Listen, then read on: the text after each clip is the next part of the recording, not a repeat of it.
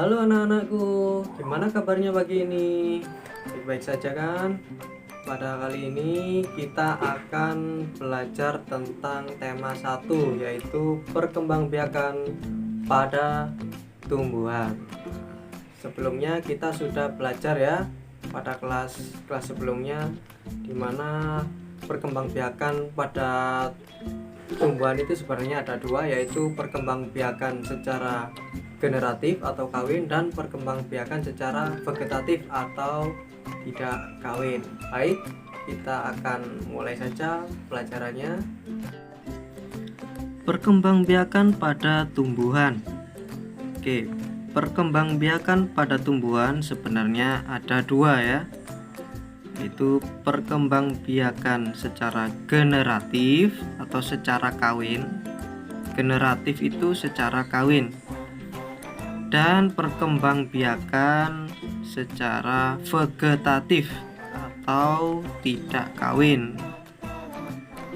Saya ulangi, perkembangbiakan pada tumbuhan itu ada dua, perkembangbiakan secara generatif atau kawin dan perkembangbiakan vegetatif atau tidak kawin. Nah, pada kali ini kita membahas tentang perkembangbiakan secara generatif atau kawin pada tumbuhan.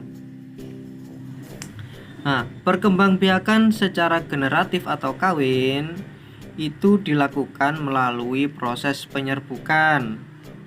Proses penyerbukan itu adalah peristiwa jatuhnya serbuk sari di atas kepala putik. Jadi penyerbukan adalah peristiwa jatuhnya serbuk sari di atas kepala putik ya. Tuh. Jadi perkembangbiakan secara generatif pada tumbuhan terjadi pada bunga dan biji. Di sini kita akan membahas juga bagian-bagian bunga. Nah, di mana bunga itu adalah bagian pada tumbuhan yang paling indah. Nah, di bagian-bagian bunga ini ada yang namanya tangkai bunga. Tuh, tangkai bunga ya. Jadi, tangkai bunga adalah bagian yang menghubungkan bunga dengan batang tumbuhan. Nah, itu. Jadi, tangkai bunga itu yang menghubungkan bunga dengan batang tumbuhan. Yang kedua adalah dasar bunga. Apa itu dasar bunga? Dasar bunga itu adalah bagian ujung tangkai bunga yang membesar. Nah, tangkai bunga yang membesar, nah, itu adalah dasar bunga yang paling bawah ini. Nah, setelah tangkai ada dasarnya, ini masih dasar. Terus ada lagi di atasnya, namanya kelopak bunga. Nah, biasanya yang warna hijau. Nah, yang kecil kalau bunga mengembang. Nah, kelopak ini adalah bagian bunga yang fungsinya melindungi bunga pada saat kuncup atau pada waktu belum mekar, yang warna hijau masih kecil. Nah, itu kelopak bunga. Nah, ini ya. Tapi setelah mekar dia ada di bagian paling bawah, tertutupi oleh bunganya atau mahkotanya nanti ya, itu ya. Tuh. Setelah itu mahkota bunga. Nah, mahkota bunga ini ya, yang indah itu mahkotanya, namanya mahkota. Mahkota bunga adalah atau fungsinya untuk melindungi putik dan benang sari pada saat kuncup. Nah, ditutupi oleh mahkota bunga pada waktu, atau dilindungi mahkota bunga ini, putik dan benang sarinya. Itu ya.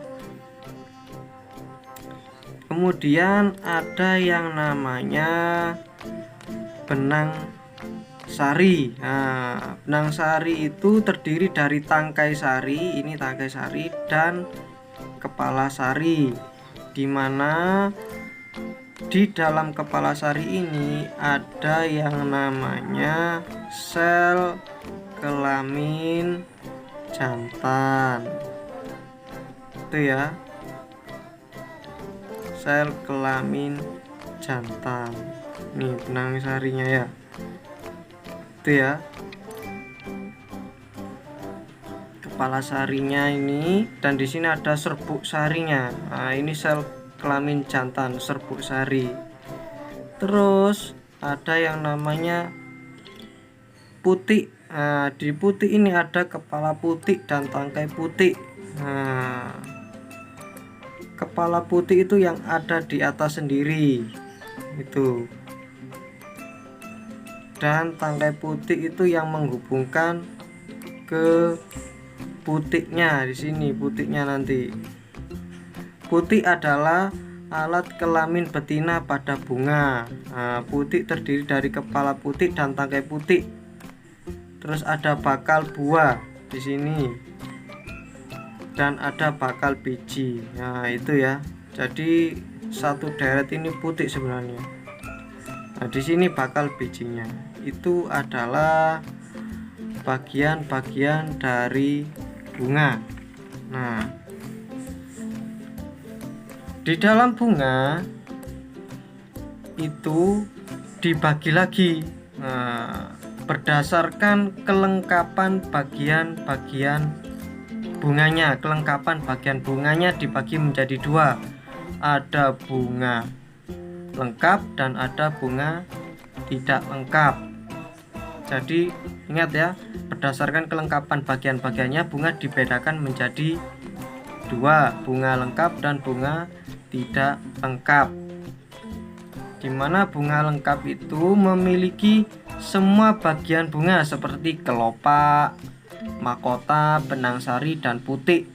Nah, itu bunga lengkap. Contohnya mawar, bunga melati, bunga sepatu. Nah, seperti itu.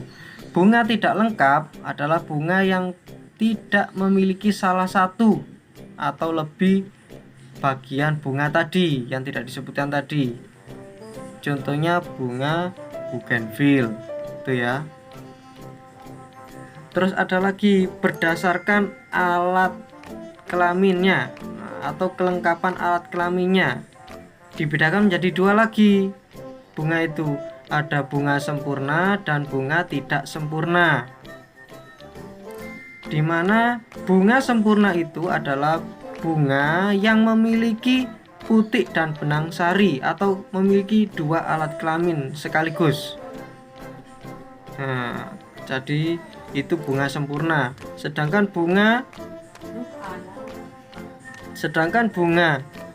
tidak sempurna itu adalah bunga yang hanya memiliki satu alat kelamin. Satu alat kelamin saja. Bisa benang sari saja atau bisa putik saja. Itu ya. Bunga yang hanya memiliki salah satu alat kelamin saja namanya bunga tidak sempurna. Tuh ya. Kalau hanya memiliki putik saja itu bunga betina. Kalau hanya memiliki benang sari saja itu bunga jantan. Itu ya. Di situ sudah ada contohnya. Nah, apa sih bedanya bunga sempurna, bunga tidak sempurna, terus bunga lengkap, bunga tidak lengkap? Nah, kalau bunga lengkap itu sudah pasti bunga sempurna. Kenapa? Di dalam bunga lengkap itu ada benang sari dan putik juga. Nah, tapi bunga sempurna belum tentu dia bunga lengkap. Itu bedanya. Yang membedakan di situ. Jadi kalau yang bunga lengkap itu berdasarkan kelengkapannya, yaitu ada kelopak, mahkota, benang sari, dan putik. Sedangkan alat kelaminnya itu ada bunga sempurna dan tidak sempurna. Itu anak-anak. Kemudian biji ya. Bunga disebut alat perkembangbiakan karena dapat menghasilkan biji. Nah, itu ya. Biji adalah bagian tumbuhan yang dibentuk dari hasil pembuahan bakal biji. Biji dapat tumbuh menjadi tanaman baru jika ada di lingkungan yang sesuai. Berdasarkan letak bakal bijinya, tumbuhan biji dibagi menjadi dua, yaitu tumbuhan berbiji terbuka dan tumbuhan berbiji tertutup. Ciri-cirinya kalau berbiji terbuka adalah bakal biji tidak dilindungi oleh daun buah. Contoh, tumbuhan berbiji terbuka adalah melinjo, pakis haji, dan pinus. Sedangkan ciri-ciri tumbuhan berbiji tertutup adalah bakal biji dilindungi oleh daun buah. Contohnya apa? Oh, banyak, sama buah itu banyak ya. Buah rambutan, buah apa itu? Buah alpukat. Nah, pokoknya yang ada bijinya itu termasuk tumbuhan berbiji tertutup, seperti itu. Itu berdasarkan letak bakal biji. Sedangkan tumbuhan biji tertutup sendiri dibedakan menjadi dua. Nah, tumbuhan berbiji tertutup tadi seperti rambutan, mangga, itu ada jenisnya. Tumbuhan berbiji tertutup itu ya. Jadi tumbuhan berbiji tertutup dibedakan menjadi dua. Apa? Tumbuhan berkeping satu atau yang disebut monokotil, dan tumbuhan berkeping dua atau dikotil. Nah, itu ciri-ciri tumbuhan berkeping satu atau monokotil itu akarnya serabut dan batangnya tidak berkambium. Contohnya apa? Contohnya jagung, itu ya, padi. Nah, itu kepingnya satu. Kalau ciri-ciri tumbuhan berkeping dua atau dikotil adalah berakar tunggang, akarnya itu tunggang panjang ya, dan batang berkambium. Contohnya mangga, jeruk, ubi kayu, tomat, cabai, kacang-kacangan, dan sebagainya. Itu tentang biji. Kemudian penyerbukan dan pembuahan. Penyerbukan bunga dapat terjadi karena pengaruh oleh beberapa faktor. Nah, contohnya kalau ada pupu hinggap di bunga, bunganya goyang, nah itu menggoyangkan serbuk sari tadi jatuh ke kepala putik. Nah, seperti itu. Nah, ketika kupu-kupu hinggap, itu tadi serbuk sari akan menempel pada putik bunga lain. Nah, itu terjadi penyerbukan.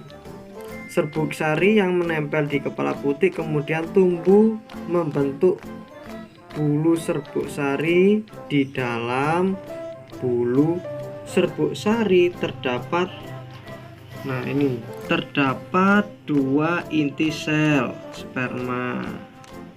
Nah, inti generatif tadi ya. Nah, bulu serbuk sari merupakan saluran bagi dua inti sel sperma menuju bakal biji.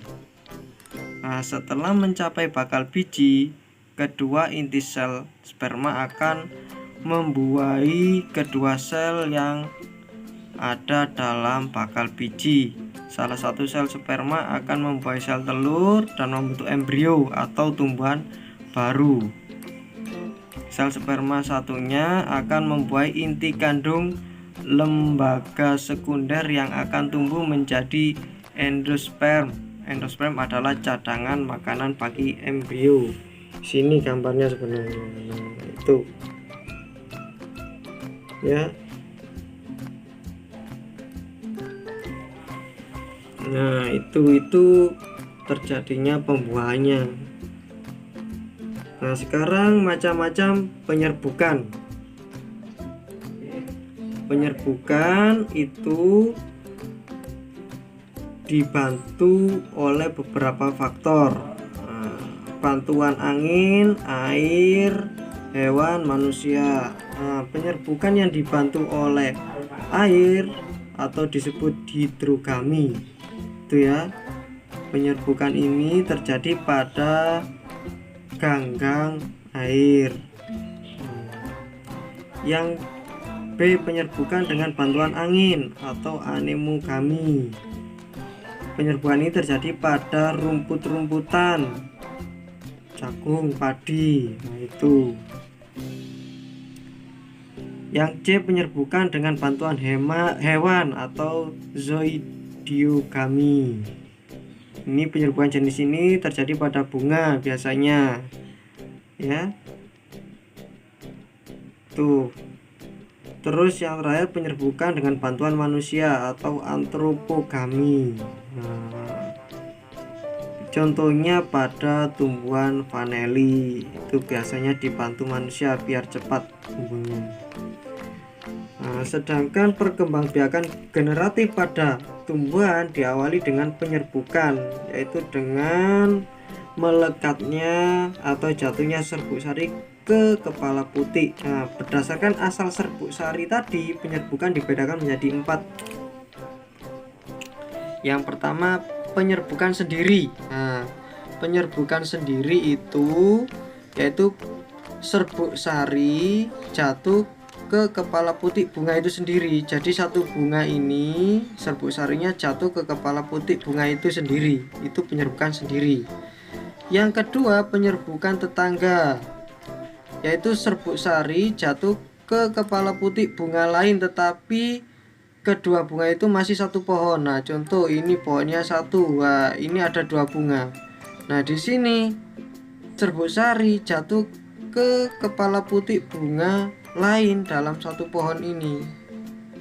Nah, ini namanya penyerbukan tetangga.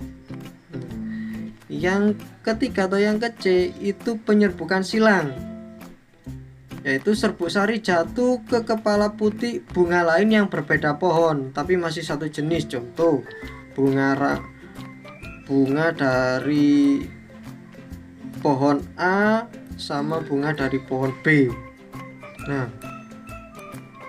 ini serbuk sari dari bunga A ini, nah, jatuh ke putih pohon di bunga B. Nah, atau sebaliknya, B ke A. Nah, jatuhnya beda. Ini namanya penyerbukan silang. Ini beda pohon tapi satu jenis. Contoh mangga mana lagi dengan mangga mana lagi. Nah, itu namanya penyerbukan silang tapi beda pohon. Nah, yang kedua atau keempat itu penyerbukan bastar, di mana serbuk sari jatuh ke kepala putih bunga lain yang berbeda pohon dan tidak sejenis tapi masih satu famili atau satu keluarga.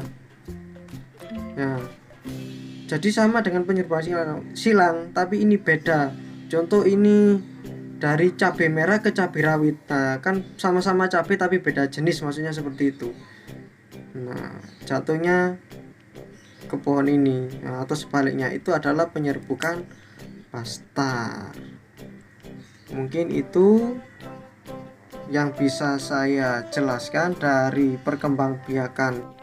Setelah kalian belajar tentang perkembangbiakan tumbuhan tadi, sekarang kalian buka LKS halaman 10 dan tolong kerjakan mari berlatih nomor 1 sampai dengan nomor 5. Itu ya. LKS halaman 10 tema 1 nomor 1 sampai 5. Selamat mengerjakan anak-anak. Demikian pembelajaran kali ini. Jangan lupa belajar dan jaga kesehatan. Tetap di rumah saja. Saya Iri. Assalamualaikum warahmatullahi wabarakatuh.